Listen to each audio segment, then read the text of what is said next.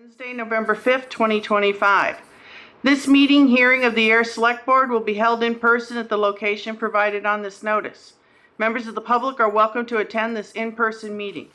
Please note that while an option for remote attendance and our participation via Zoom is being provided as a courtesy to the public, the meeting hearing will not be suspended or terminated if technological problems interrupt the virtual broadcast unless otherwise required by law. Members of the public with a particular interest in a specific item on this agenda should make plans for in-person versus virtual attendance accordingly.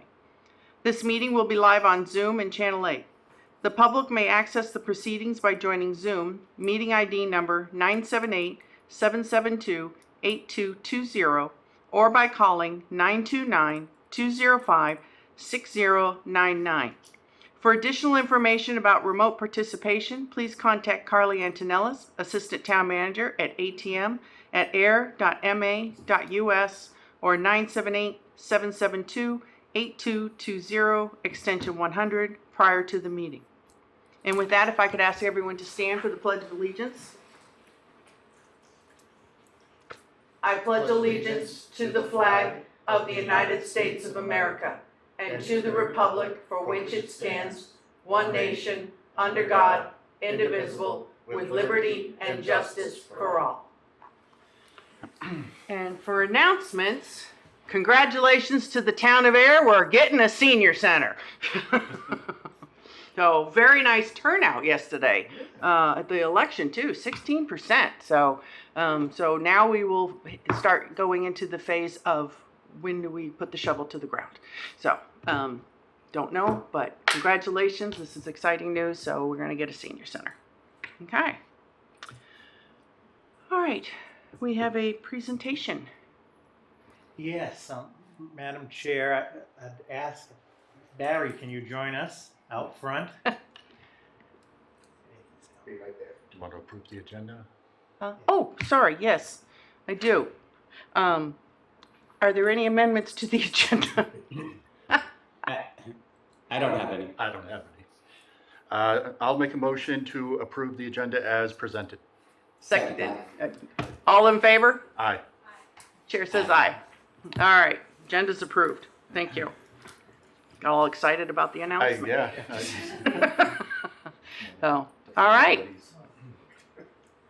So, Madam Chair, I want to introduce, though I don't believe he needs any introduction, Barry Schwartzel, who was on this year's Newton Street Planning Committee, along with Alicia Hersey and Rachel Friedlander and Chuck Schultz, and am I missing anyone on the... Anyway. And Samantha Benoit. And Barry took a lead on the entertainment front and had a great idea to have our good friends from Clear Path for Veterans come and participate. And for those that were there, they did a fabulous job and were well received. And Barry had suggested, and the committee unanimously agreed, that we wanted to, as a token of appreciation for their not only participation and performance, but all of the important work that Clear Path does for veterans, not only in Ayer, but the whole North Central Mass region is truly appreciated. So I'm going to turn it over to Barry to just say a couple words and make the presentation and in the introduction, and then would like to just do a couple photos with the board, if that was okay. Sounds good. Yeah, we were very, very honored this year to have Clear Path Band join us for our Newton Street Festival. It was certainly thrilling for myself and an honor for us to have you at our festival this year. Can't thank you enough for participating. So I think everyone it was certainly a nice day. It was a little warm, but I got a red face. But again, we can't thank you enough for participating. So if you'd like to come up, I'd like to present this check to Clear Path.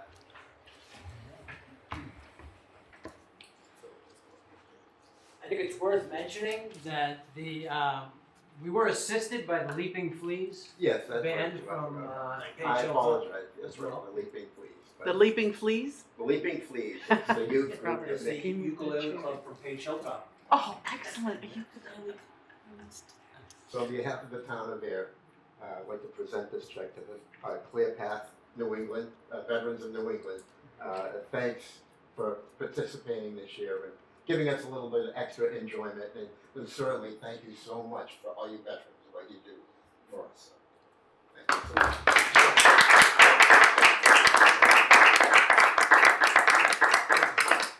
Picture of the board? Yeah. With Sean in the background. Yeah, put Sean in the background. Barry, come on.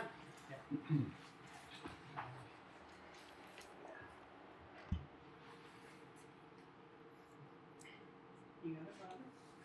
All right, let's give you one. All right, ready? Very good. Smile, Sean. Very good. Thank you. We appreciate it. Thank you for everything. Thank you so Yeah, much. thank you for everything. And I apologize for forgetting about the legal fees. I should have been right in the front. Thank you. Good to see you both. Okay, Thank you so much. all right. Well, thank you again. Okay. All right. Anyone here for public input?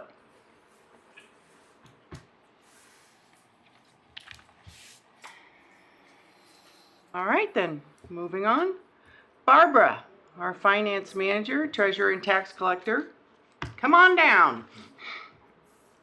Good evening. So as you are probably well versed, but I'll just explain in case somebody here isn't. After every town meeting that includes the approval of borrow articles, we are issued a list of legal requirements that we must fulfill from our bond counsel. And we have to do this before issuing a bond anticipation note or a bond.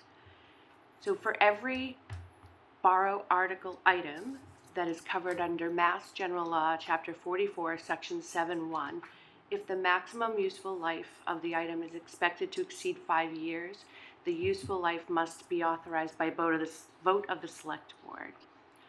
So the items on this vote are the ones that are estimated to have a estimated life at 6 or more years, as noted on the vote that was in the packet. So I'm respectfully asking the board to vote to authorize the maximum useful life as noted on the vote document provided, and I did bring a copy for you, a clean copy tonight, and if approved, for the select board clerk to fill out the vote accordingly. And that doesn't have to be done tonight. Any questions? I don't have any. No. All right. I was just gonna say, I'll give a clean copy to Carly with Sean, so whenever you can come in, if this gets approved. Okay. All right.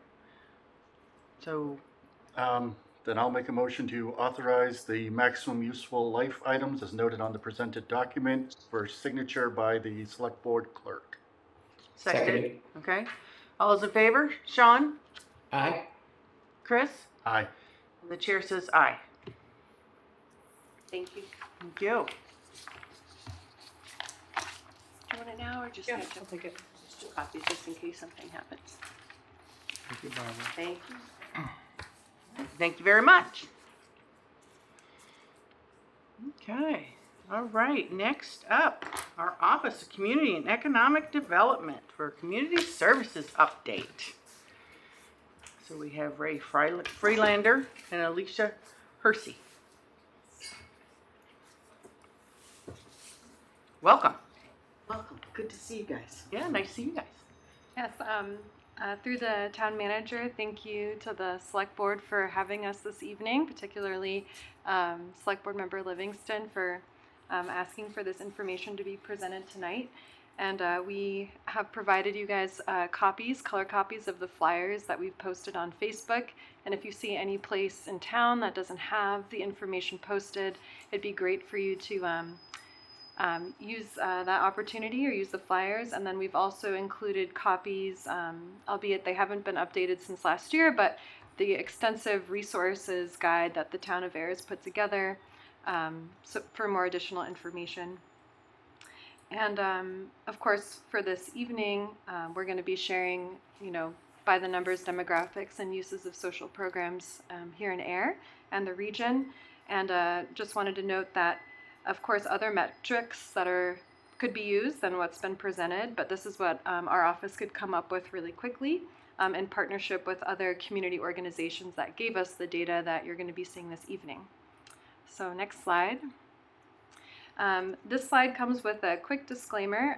Given we weren't able to access the most up-to-date U.S. Census data as of October and this month, so we've just pulled data from what we did have available, and we wanted to draw your attention to a couple different points. Firstly, for Ayer, as of 2022, persons age 65 and over was about 15% of the town, and per our Council on Aging director, if we were to include people 60 and above, that's 25% of Ayer. And it's important to note this because according to our director, a majority of elders in Ayer are low to moderate income. Additionally, the federal poverty rate in Ayer as of 2021 was about 8%. Our total disabled population as of 2021 was almost 10%. And then when it comes to household income, at least 42% of Ayer citizens make less than the median household income.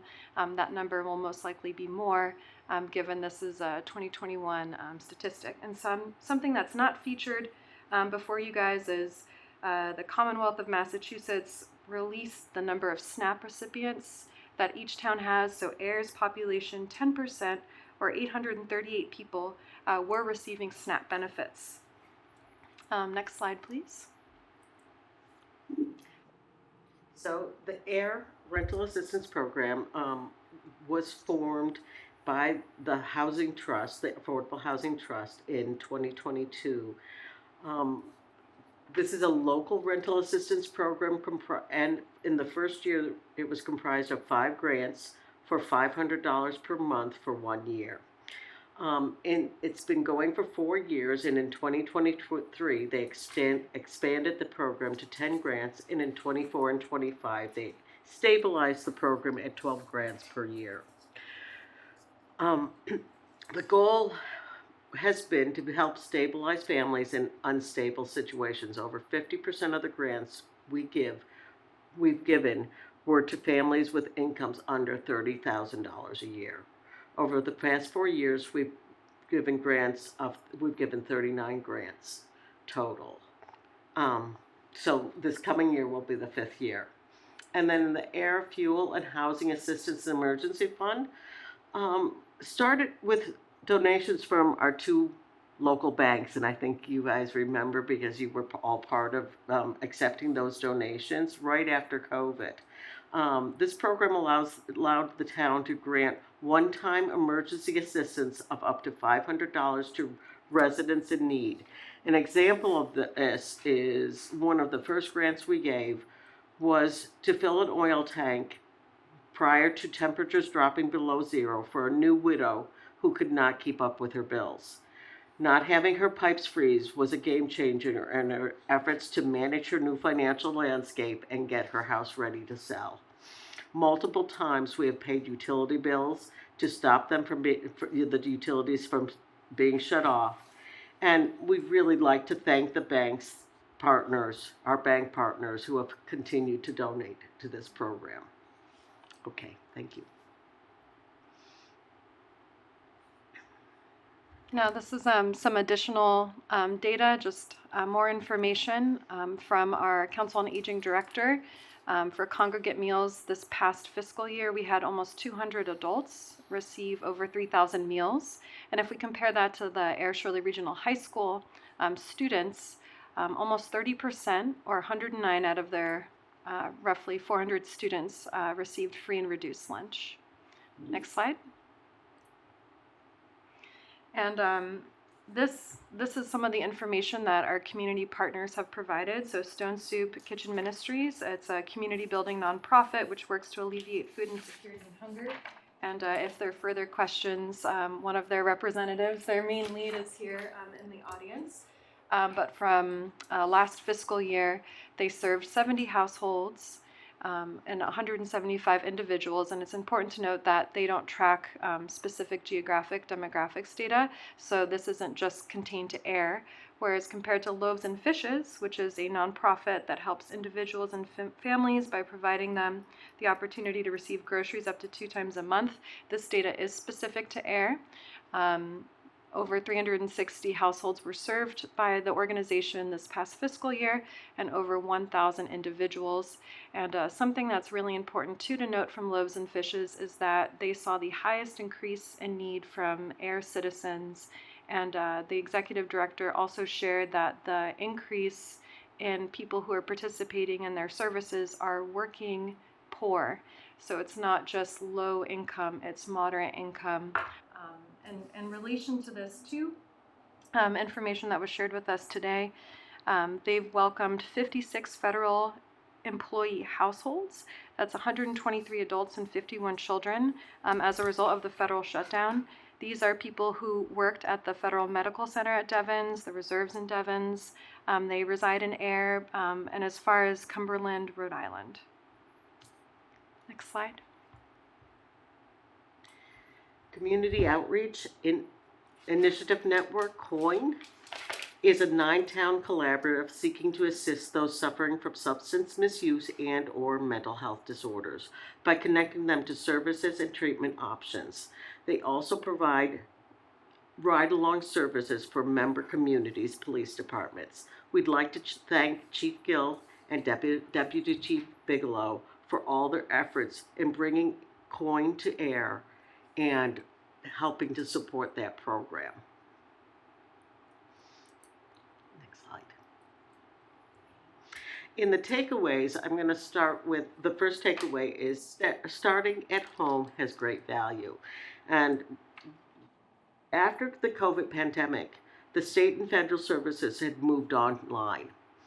Many of these services did not even have a phone number to call. Residents came through our doors overwhelmed and looking for guidance. First steps, at times, we are the first step in their efforts to manage problems and emergencies. And the flyers that we're handing out are things that we help them figure out where they can go for the services that they need if we don't have the service in-house. And that's a great segue to our second takeaway, which is that there's different levels of need within Ayer. So it's a multi-pronged approach, whether it's housing stability through the programs that the town of Ayer has put together under program manager Hersey's leadership. We've been able to keep people in their homes versus evicting them. We've been able to feed people versus them going to bed hungry. So there's a lot of different needs throughout the community. So when we're thinking about how to address issues, we need to take into account that it's not a one approach, it's a multi-pronged approach. And then our third takeaway is that the town of Ayer programs have made a difference in the residents' lives here in Ayer. And they're relatively new programs, especially the housing assistance programs that the community has put together. 5 years, I think, Yep. is the start. And then our other organizations in the town couldn't do this effort just through the town. It takes nonprofits and partnerships with the state and federal government. So we just wanted to present this information to the select board and the community, and if there's any further questions, of course, Stone Soup Kitchen is here. They can ask those too. Thank you. Thank you. Thank you. Questions? No, this is really good. I thank everyone. I mean, just looking at some of these numbers, like, COIN with 32 interactions just in October. I mean, that's one a day. I mean, that's a lot. And the old adage that you think globally and you act locally. I think a lot of people want to help and sometimes just don't know how. So putting out all this information to let people know that there's wonderful resources in town that can help you or you can help them. I even see now at the school, they're in lieu of paying to go to athletic events, bring a can for donation. Those are the kind of things that I love seeing, because they do snowball. So I appreciate everything that you've spoke to. Sean, any questions? No, just thank you very much. Thank you. I think it's also important to just say, you know, because sometimes people will be like, well, I don't know, like for food items, what do I do? Well, like for example, Loaves and Fishes needs paper bags, grocery bags. So there's always the little thing that you don't necessarily think of, but the bottom line is if you know, if anybody needs anything and nobody knows where to go, call us and we'll get you pointed in the right direction. So, Cindy. Cindy Lather, Stone's Kitchen. I just wanted to say also that, I don't wanna come up. Well, just speak up. Speak up a bit. I wanted to say that coin has been a real game changer for us too, because we go very deep with people. We end up trying to get them resources for things other than food. And a lot of mental health things come up. And it has been really an awful lot of help to have a relationship with both the police department and with coin specifically for some of our guests who, you know, it's a great jail diversion program, basically. It keeps people from going down the wrong path. So we're very thankful to the chief and to our coin officers that they've gotten that together. Thank you. Thank you. And for everything that Stone Soup Kitchen does. So. Anything else? No. All right. Thank you very much. Thank you. Yes. All right. Robert. Madam Chair, members of the Select Board, good evening. In terms of the administrative update, you have in the packet the warrants that were reviewed and approved since the board last met on October 21st. Just a couple of highlights. On October 22nd, I attended the ribbon cutting at the Neshoba Valley Technical High School for their new cosmetology salon, which is state-of-the-art and is open to the public. I opted to pass on the hair and nails, but they, I think, are in good hands if you go there. Nails. Yes.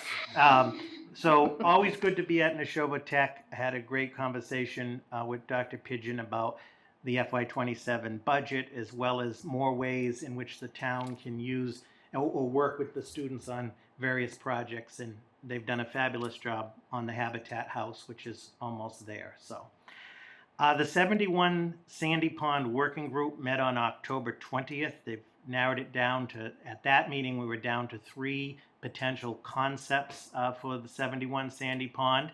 Our next meeting on November 17th, the goal is to come up with one recommendation, and then from there we'll be coming back to the select board with a report on their findings and an update for that.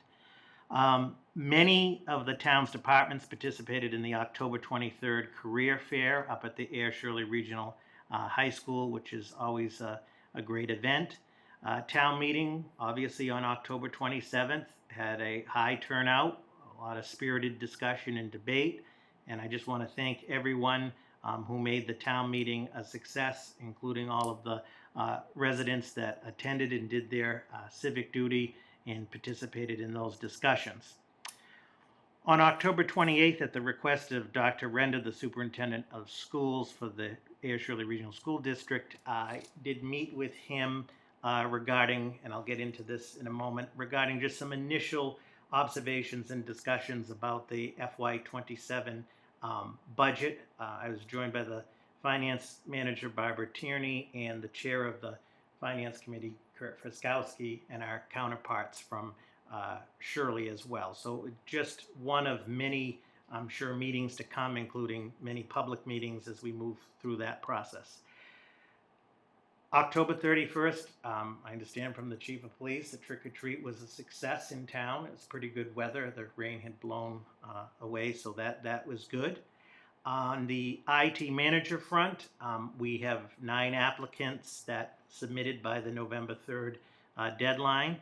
We're going to start that interview and hiring process and hope to be coming before the board in the very near future with a recommendation for that position.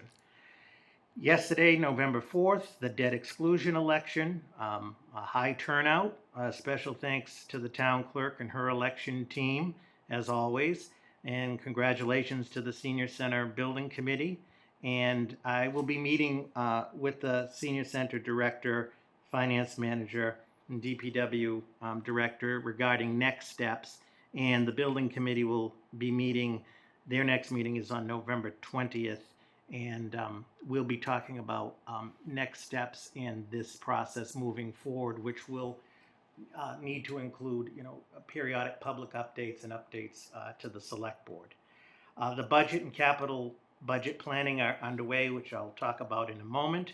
Just a reminder that the November 18th at 6 p.m., the select board will have the tax classification hearing with the assessor and Board of Assessors, and there's also the public hearing on the solid waste rate recommendations. That's November 18th at 6 p.m. So before I have a brief presentation on the budget, are there any questions from the select board on any matters? No. Okay. All right. So I wanted to take this brief opportunity to give an update on the FY 27 budget, and I want to stress a few key points right on the outset. Obviously, as the board knows, we are just in the beginning of the process. It is a process per the budget calendar, so there is a lot to work to be done. But this is a unique year, I think, and I titled it Weathering the Perfect Storm because the MMA, and we'll put this up on the budget webpage, just recently issued a report titled A Perfect Storm, Cities and Towns Face Historic Fiscal Pressures. So the good news, there's always strength in numbers, I guess, is none of this is just unique to Ayer. We'll talk about a couple things unique to Ayer, but it really is an unprecedented time. And why we'll call it the perfect storm is we have factors on the federal level of government, the state level, and local that form this storm. But like the image of the hurricane, in the eye of the storm where it's calm, that's going to be Ayer, and every storm passes and will be in the sun. So next slide. So I just wanted to share a couple of initial observations that we're seeing on this, what I mean by this perfect storm. So on the federal level, there's unprecedented and ongoing volatility on the federal level. Everybody knows that. You just have to turn on the news or turn on your computer. Specifically, the federal government shutdown, now the longest in history, the ongoing political instability, economic impacts of tariffs we're just starting to see on some material invoices and so forth. For example, tariff surcharge, lingering inflation, the cost of things, and the unknown status of federal grants. So there is all of this volatility on the federal level, which obviously trickles down to the state and local level. On the state level, we're seeing also rising costs and a sluggish state aid on the state level, loss of federal grants and aid to the states, which you've seen in the news, and particularly, Massachusetts, there's been lawsuits and so forth on the issue of federal grants and aid.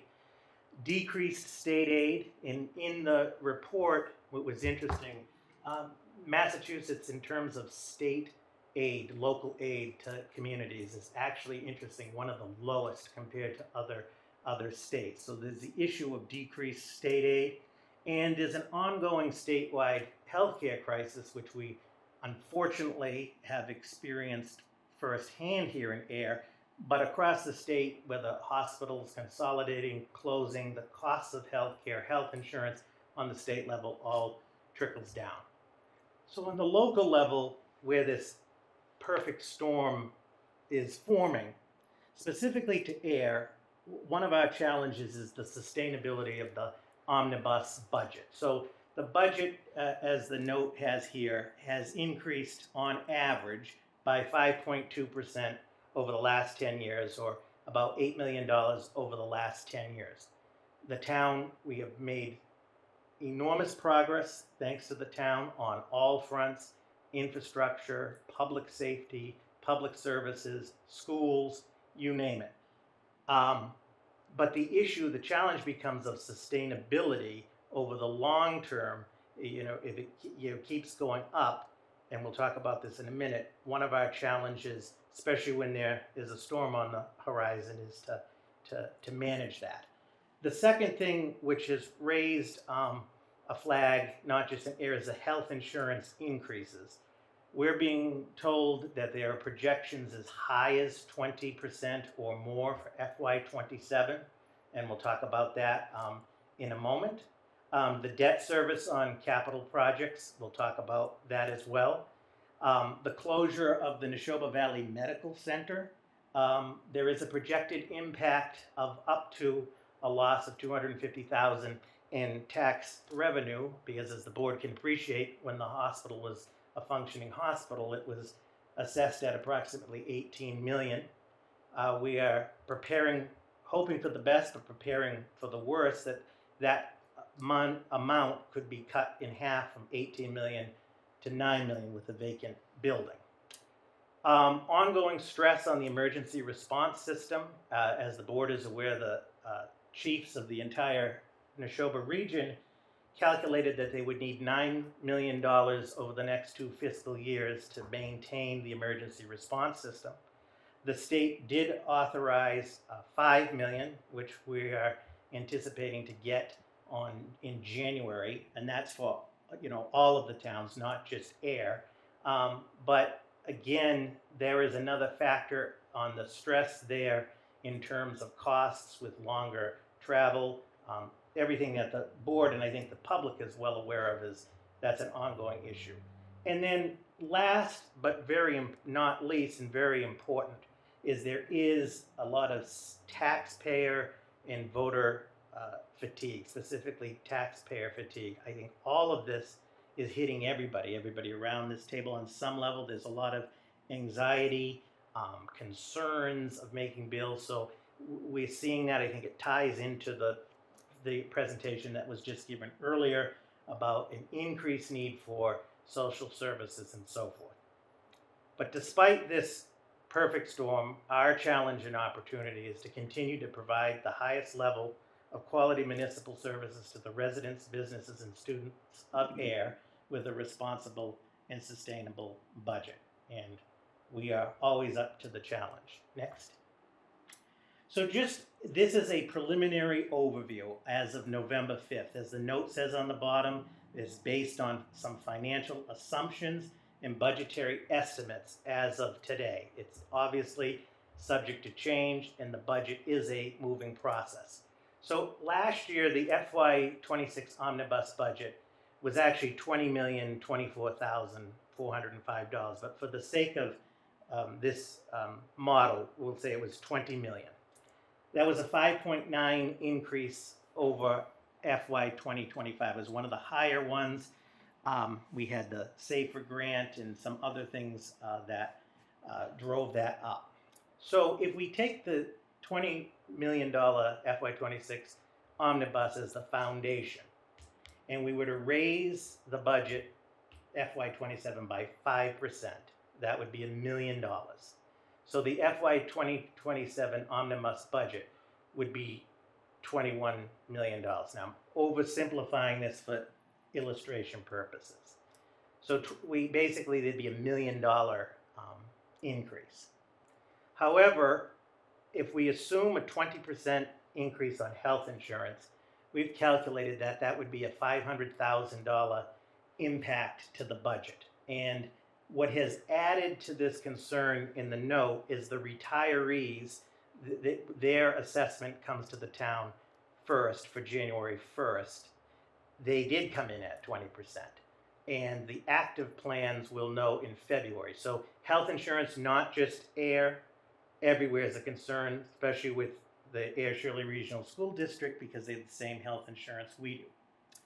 The next item is the net debt service. So the debt service was actually more around 500,000 higher, but the good news is debt rolled off, retired. So the debt service for capital projects in FY27 is $283,255. That is estimate using a 4% interest with different lengths. I do want to note that this does not include the senior center, but I also want to note, and we'll have more specifics, but based on, we do not anticipate any borrowing per se for the senior center in FY27, but we'll have more on that. Then the union contractual obligations, these are existing contracts, we estimate to be about 200,000, and the only union contract up for negotiations is the clerical contract. Then the non-union contractual obligations of about 125,000. There are 3 personal service contracts up, and then I also put a question the issue of the COLA. Last year was the large year for all contracts. That's some good news on that front. If you add just those 4 red warning signs, that totals over about just over 1.1 million. So remember back, if we raise the budget by 5%, that's $1 million, so we're over. Then the fixed operating costs, which we're actively working on, utilities, insurance, materials, supplies, etc. I put fixed in quotes because I've yet to find a fixed cost that's fixed, but those we're actively working to get more information. And then the 2 biggest pieces of the overall budget is the FY27 school assessment and their estimated reductions in entitlement grants, the health insurance increases, transportation increases.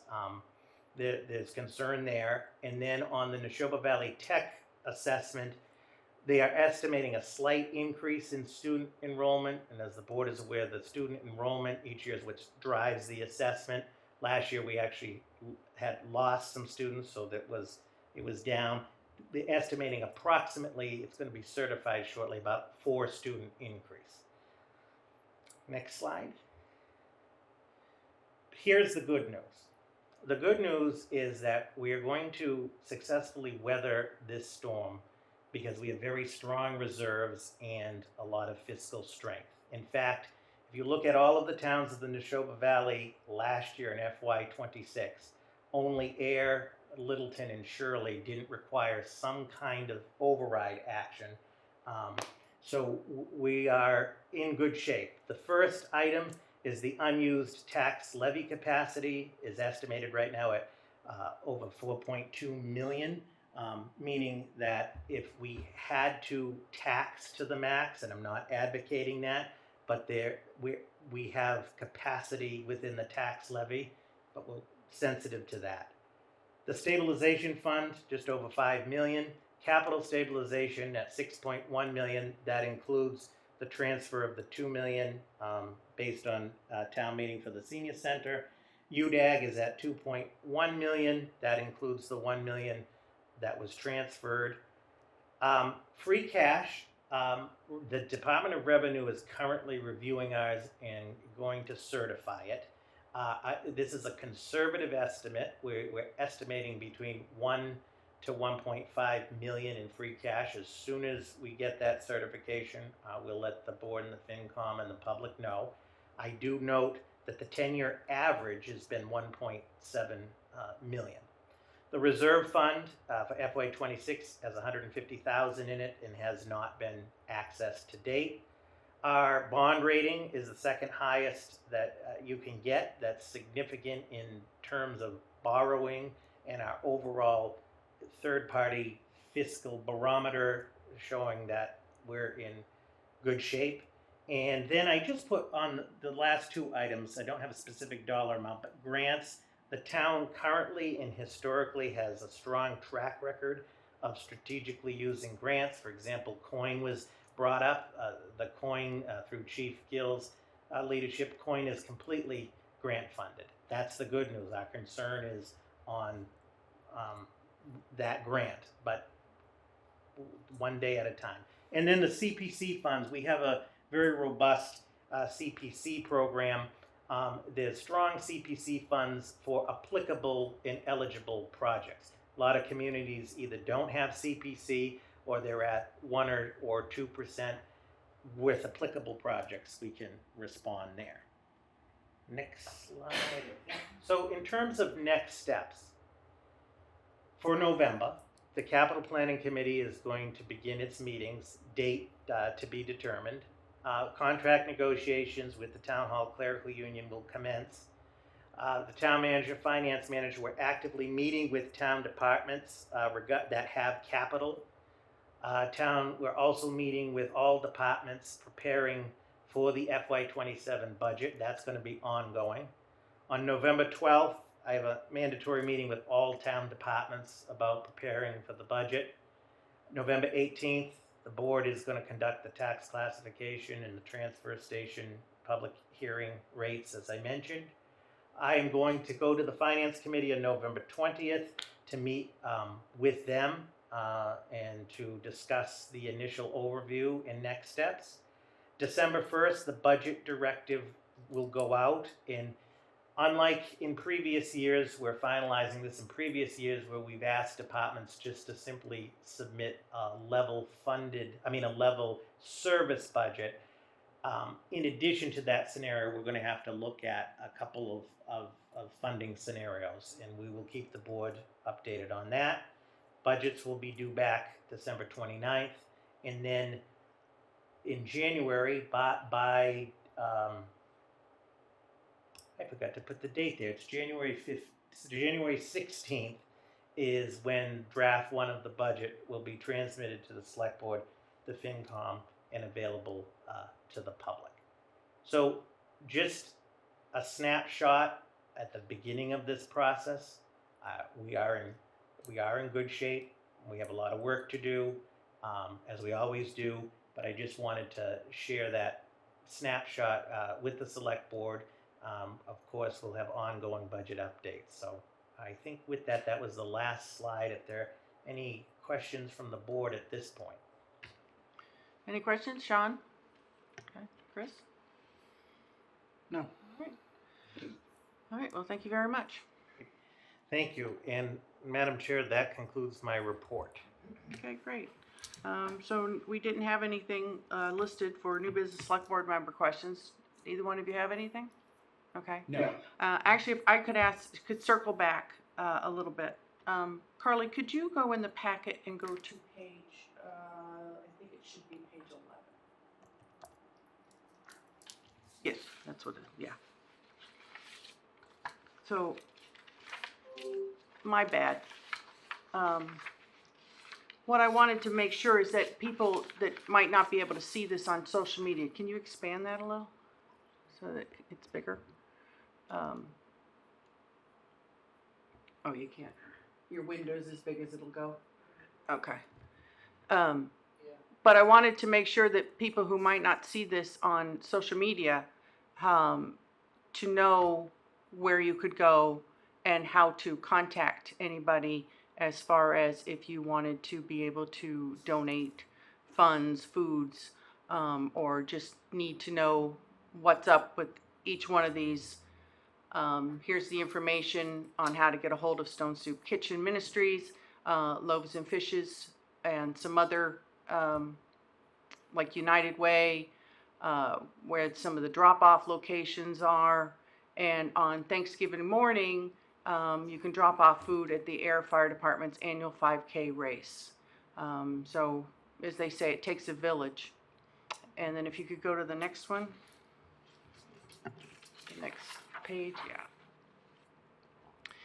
And this is also a good one that I wanted to make sure was on the screen, is that if you need help or you know someone who needs help, here is some information as far as who you can contact. And the bottom line, if you feel like, this isn't, giving you any what you're looking for, you feeling like it's not, just call the town hall, and we will make sure that we find somebody to point you in the correct direction. Again, it takes a village. We're all in this together. So if we can do anything to assist, that'd be great. So if you could just scroll down that a little bit and just so that they can get the last part. And so, you know, hopefully no one will need anything, but again, you know, it's okay to reach out and say you need help. That's the biggest thing sometimes, that I think that there's such a stigma, is because people will see a picture of somebody with their hand out. Expand the picture a little bit. What you're seeing is that person is kind of tripped, and they have their hand out because they're reaching for the person who's reached out to help them. So remember that sometimes when you see a picture, somebody might have cropped it a little bit, and if you look at the whole picture, you might get a different story. So again, if you need something, just contact somebody. Okay? Any comments, questions? Okay, thank you. All right. And with that, meeting minutes.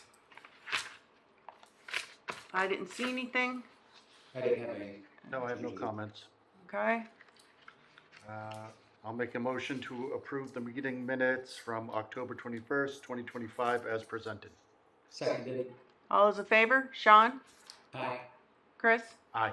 The chair says aye. The meeting minutes are approved.